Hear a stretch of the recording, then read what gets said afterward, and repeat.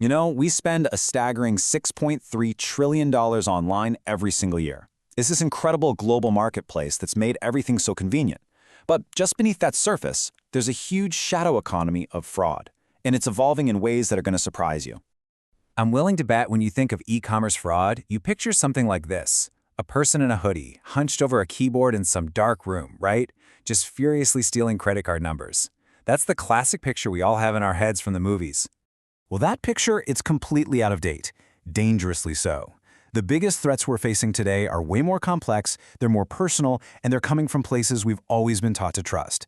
So today, we're going to break down the 5 new realities of digital fraud. First up, let's talk about the single biggest change in the fraud world. You know that old horror movie line, "The call is coming from inside the house"? Well, for e-commerce, that's literally what's happening now.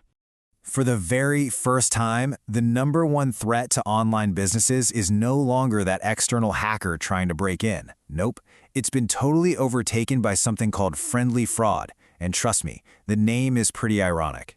So what is it exactly?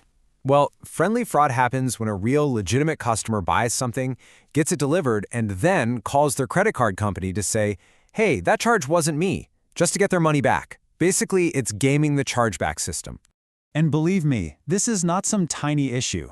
This is skyrocketing. You'll see terms like refund abuse, which is exactly what it sounds like, and first-party misuse. They're two sides of the same coin. Just look at these numbers.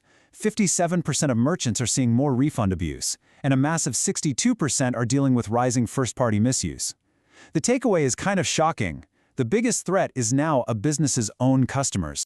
Which leads us straight to our second reality, figuring out the real financial damage here. Because the dollar amount of a fraudulent purchase, that's just the tip of the iceberg. Okay, get ready for this number. For every single dollar a business loses to fraud, the actual hit to their bottom line is $4.76. So why so high? Well, you've got to factor in the cost of the goods, shipping, plus all the time and money spent on recovery, legal fees, and operational headaches. It's a huge hidden drain on profits. And if you look at the US, this trend is just exploding. Last year, businesses lost almost 10% of their total revenue to what you could call a fraud tax.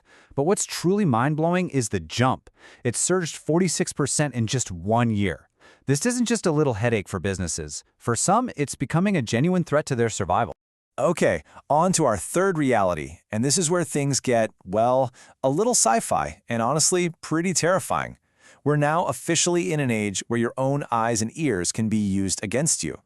Check this out. The use of AI-powered deepfakes for identity fraud went up by 3,000% last year. 3,000.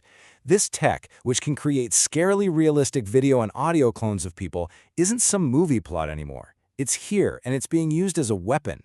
Let me tell you a story that shows just how real this is. It all starts with a finance worker at a huge global company called Europe. He gets an invite and joins what he thinks is just a normal video conference call. He jumps on the call, and who does he see? Familiar faces. The company's CFO is on the line, along with a few other senior colleagues he knows. Everything looks right, everything sounds right, it's just a regular meeting. And then, during the call, his supposed CFO gives him a direct order.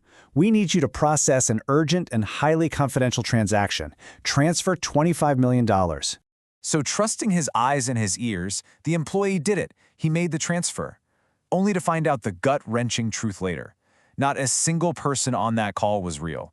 The CFO, all the other executives, they were all AI-generated deepfakes.